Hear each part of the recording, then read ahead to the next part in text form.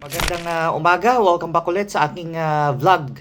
Ngayon, pag-usapan natin kasi si doctor ko may ibinigay sa aking food, superfood. Ang pangalan, pumpkin seed.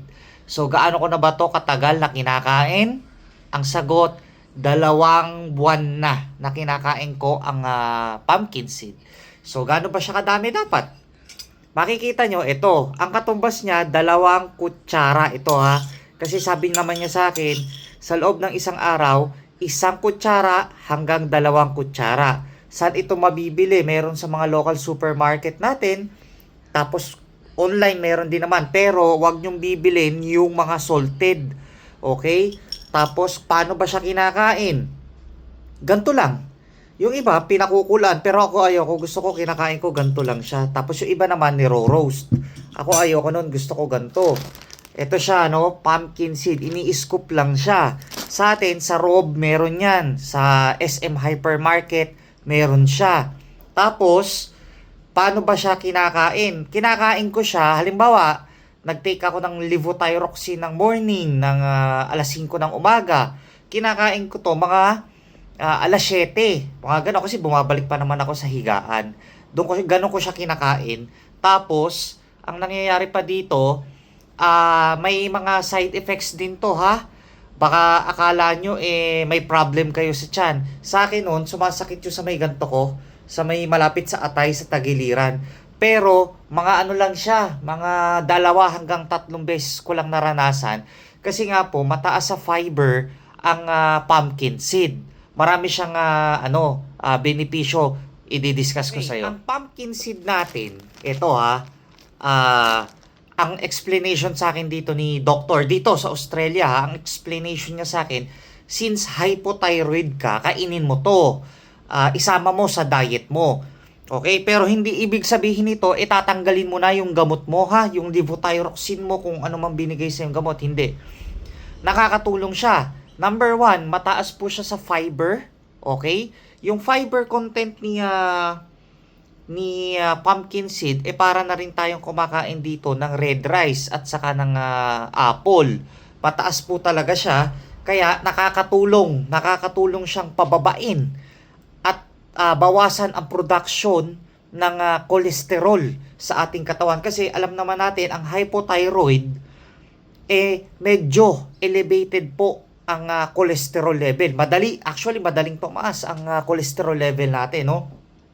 Ngayon, nakakatulong ang pumpkin seed para i-regulate yon at tulungan tayong pababain ang bad cholesterol, yung LDL natin, at i-promote ang good cholesterol, okay? So, maganda to, lalo na kung sasabayan mo ng apple, ng avocado, no? Pero syempre, kailangan iiwas din tayo sa matatabang pagkain at sobra-sobrang pagkain ng carbohydrates kagaya ng tinapay at saka ng kanin, no? Yung sobra-sobra. Pwede naman kumain pa rin nun, pero syempre, wag namang sobra. Number 2, mataas po sa zinc ang pumpkin seed natin, no? Mataas siya na nakakatulong sa production ng ating hormones. Hindi lang naman FT4, iba't ibang hormones sa katawan natin, no? Nakakatulong po siya. Ngayon, maganda rin po ito sa omega-3 fatty acid, no? Maganda po siya sa heart health. Heart health ang pinag-uusapan. Alam naman natin na connected din naman ang heart talaga pagdating sa thyroid, no? So, kasama po yan. Tapos ngayon, kung tatanungin nyo, sir, ano pa ba ang mga benepisyo na in-explain sa'yo ni doktor? Well, mataas po sa magnesium ang ating pumpkin seed. So, ano ang nagagawa, sir, ng magnesium? Natutulungan po niya ang ating mga ugat sa katawan na i-relax. Kasi alam naman natin na nung hyper tayo, tas hypo tayo, medyo stiff or may paninigas or may pagkipot ang ating mga ugat. So, sabi sa akin ni doktor, natutulungan po niya na i-relax ang ating mga ugat. Okay? Nakakatulong po siya sa blood pressure.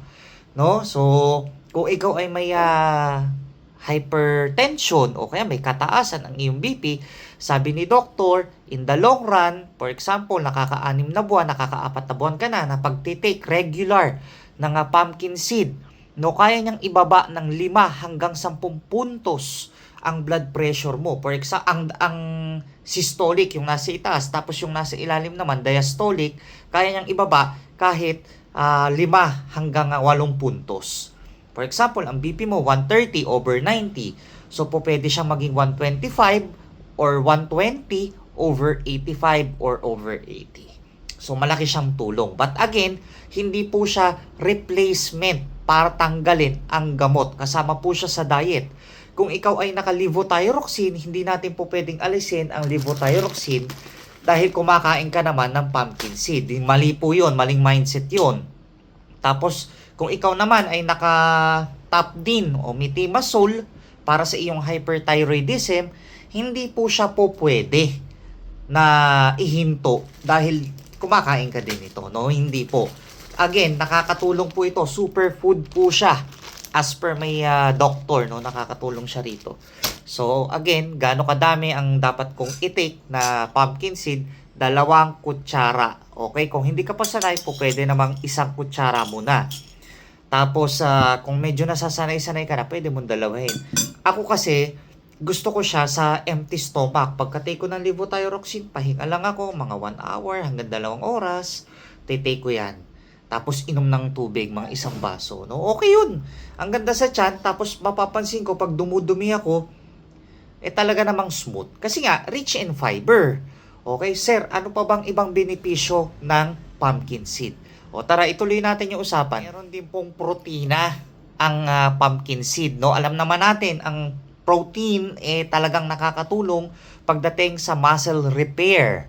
Okay, nakakatulong yan. Actually, nakakatulong din po ito sa weight management at sa pagre-regulate ng blood sugar, no? So, ang protina nito, kung hindi ako nagkakamali, kung nare-recall ko pa yung explanation niya sa akin, halos katumbas niya ay isdang salmon. Okay? Yung kulay pink, no? Halos ganun siya. Imagine kung kumakain ka nito everyday plus healthy lifestyle, healthy diet, oh my goodness. Sobrang ganda nito sa katawan. O, basta, please drink plenty of water kasi nga may kataasan po siya sa fiber. Kaya kailangan po nating, alam mo na, hindi tayo ma-constipate. Okay? At madali nating ilabas yung ating dumi sa katawan. Ngayon, ibalik ko ng konti sa magnesium. Yung magnesium, guys, nakaka-improve din yon ng sleep pattern. Okay? Ako, wala naman akong problema sa pagtulog, pero I don't know. Siguro, para sa akin, no, nakatulong talaga siya dahil mas sumarap yung tulog ko. Imagine, tulog na ako ng 10 p.m., 9 p.m., gigising ako ng 5, ng 6. O, di ba? So, yung stress din natin, nare-reduce niya. So, ganun po ha, ganun po ang epekto ng pumpkin seed. Again, 2 buwan ko pa lang siyang tinitake. But for me, nakikitaan ko naman ng maganda yung magandang resulta yung sarili ko. Blood pressure ko, hindi naman mataas. Okay naman. Actually, dati nag-BBP ako 115 over 75. Ngayon, nag-BBP ako 110, 107 over 66, 65, which is pasok pa rin sa normal range ng healthy blood pressure. Subukan nyo. Pero wag na wag nyong bibilin yung kakagatin mo yung kulay white. Tapos pag binuksan mo, kukunin mo yung puti. No, wag yun kasi maalat yun. Ang bilhin nyo yung ganito na. Meron ito sa mga online na store. Meron din po siya sa mga supermarket, no? Kagaya ng SM Hypermarket, Rob Supermarket. Meron yan, pure gold. Hanapin nyo lang, ipagtanong nyo lang doon. Bumili na kayo yung malaki na, yung 1 kilo. Ito naman kasi, halos pag binibili ko to, kalahati ng bag. Kasi malapit lang naman yung bilihan nito. Kaya salok lang ako ng salok. Okay? So, napaka-powerful talaga ng pumpkin seed. So, paano? Sana nakatulong tong video natin today. But again, disclaimer ha. At ito ay hindi pamalit sa mga gamot, no? Ito ay tulong o karagdagang tulong lang. Okay? So, thank you for watching and happy Wednesday. Mabuhay po tayong lahat. God bless everyone.